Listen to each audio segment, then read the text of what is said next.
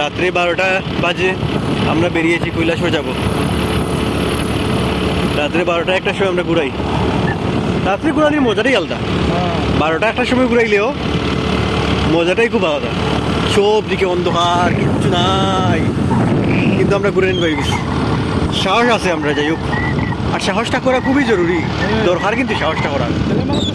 এই যে এত অন্ধকারের মধ্যে কোনো আশেপাশে একটা মানুষ নাই, রাত্রে 12টায় 1টা বাজে আমরা ঘুরাত বাইরেছি। যদি কিছু ধরে আমরা তখন কি ধরব? রাত্রে 12টা বাজে,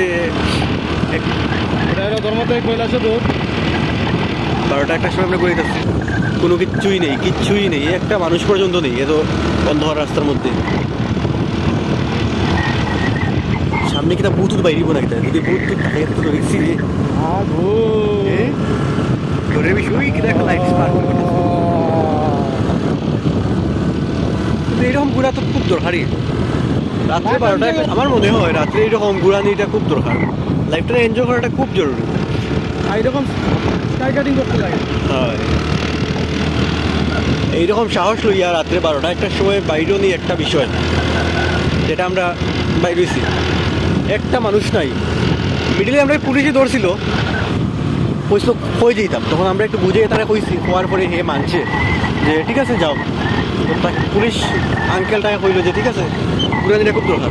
না এটা কিছু না, আপনার কোনো গাড়ি আইতে পারে। ও